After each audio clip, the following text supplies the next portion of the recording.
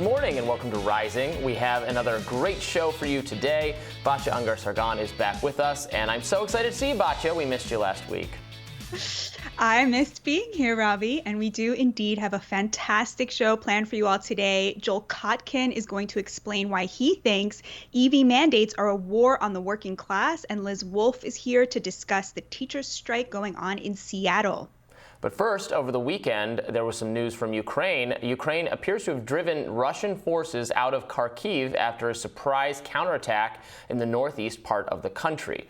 The New York Times illustrated the regions that include over 1,000 square miles of land and a key military hub, taking back a region that Russian forces seized at the beginning of the summer.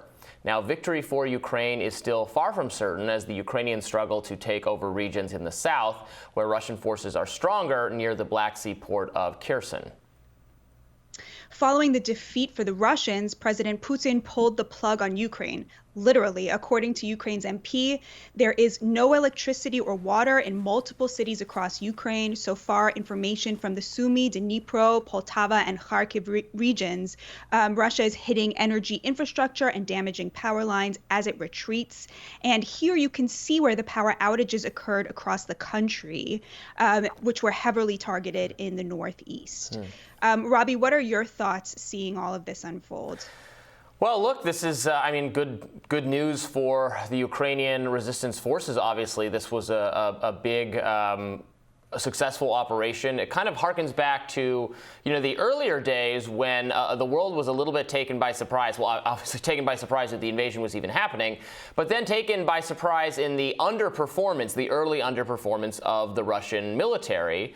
Now, that led to a lot of kind of inaccurate predictions that, they're not going to even be able to take over the country. Yes, it's a much bigger country. If they're committing, tons of resources to doing it, then they were, gradually marching, gradually winning. But Ukraine has resisted and has actually reversed some of their territorial gains. So then the question becomes, what is this? How does this affect Putin's thinking about how committed they are to this conflict? So what do you think about it? I mean, obviously, it's very moving to see people resisting occupation, right? That's wherever it's happening, wherever people are being held to get, unfreely against their will, to see them resist, to see them reconquer territory. It's very moving. It's very exciting. No, I think very few people thought that Ukraine would be able to do this, and certainly they wouldn't have been able to do it without U.S. military aid. Yes. That's separate from the question of whether we should be continuing to commit billions and billions of dollars to this, whether or not Russia would have even been able to take the Kharkiv region if Zelenskyy had gone to the negotiating table much earlier. We talked about this before, how as early as 2 weeks into the conflict, Putin was ready to negotiate. So, on the one hand, there's something extremely moving about seeing all of this happening, seeing Ukrainian forces singing the national anthem, tearing down Russian flags in Ukrainian territory, reconquering that land, resisting. At the same time, I don't think it resolves any of the questions that are really important to keep asking about our role in this as the U.S. Right, and it's just staggering and so unfortunate, the loss of life in this completely unnecessary conflict. We don't know the exact Russian numbers. I was seeing estimates over the weekend. I was seeing people trying to estimate based on the payments that the Russian state makes to families of service members who've actually been killed. And so if you were doing those calculations and those figures were accurate, I'm seeing range of like 40,000, 50,000, 60,000 Russian casualties in just the last few months. I have no idea if those are accurate, but that's what I was seeing, people trying to put it together. That is so many people, so many young people dying for no reason whatsoever, for a territory, a squabble over a piece of territory. I mean, this is medieval. It's so sad that this is happening, and we absolutely blame Vladimir Putin for deciding to do this invasion. Totally the blame is on him, in my view. But that doesn't mean that, despite that, we still have control over what our response is. And are we continuing to send money with no impetus to negotiate. I mean, that is what we're doing. The Biden administration says as long as it takes, as long as it takes. Well, what if it takes forever? What if it takes another 100,000 or 200,000 lives?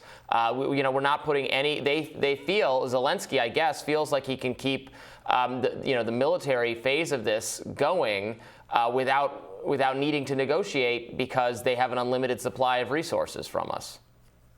Right, and it's not clear what victory looks like for Ukraine. Does that include retaking the Donbas? Does that include retaking Crimea? Which, exactly. So I think that, the objectives are not very clear.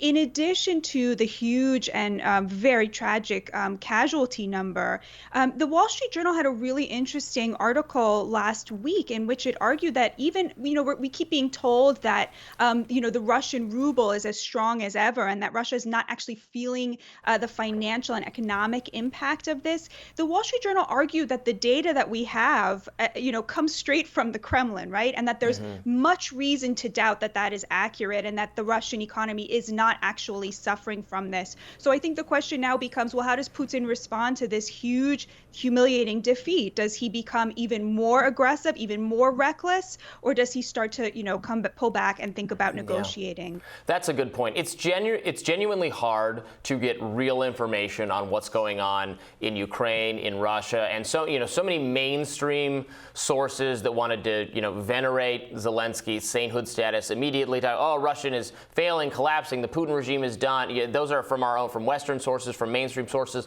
that are totally off base. So it's so good to hear the counter perspective, the alternative perspective, even from Russian state-run media. You should at least consider what they're saying. It could be more accurate in some cases, but that doesn't mean it's always more accurate or that's the whole picture. It's just so important for people to seek multiple sources of information and admit that it is genuinely hard to know who is right on some of these issues. But on the energy question, Putin's flex on the power grid has been a central theme in this story. Recently, the UK and the EU announced $500 billion for energy subsidies in a costly race to protect their economies from freezing up this winter if Russia cuts the cord or if sanctions prevent the use of Russian entities.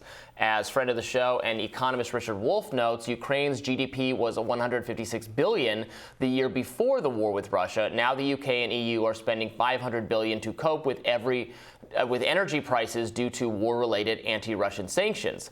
Something wrong here, you think? Meanwhile, Ukraine is asking the U.S. for $1.5 billion in aid for gas purchases. And before we wrap up, Ukrainian President Zelenskyy will headline a U.S. defense industry conference hosted by the National Defense Industrial Association. How about that? He's expected to appeal for more weapons, according to The Hill, according to us. This comes after last week's latest billion-dollar investment in the country, where the Pentagon unveiled nearly $3 billion in new aid. And 18 of its neighbors included heavy weaponry, ammo, and armored vehicles. So that's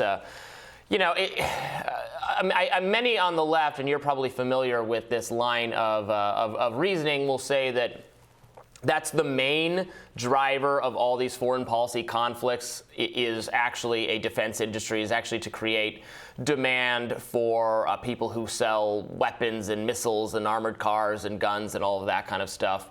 And the geopolitical machinations are below that. The overarching thing is people stand to make money for selling arms, and that's what guides our policy. And there's tremendous industry capture, and generals go from advising presidents and political figures to then working for the industry.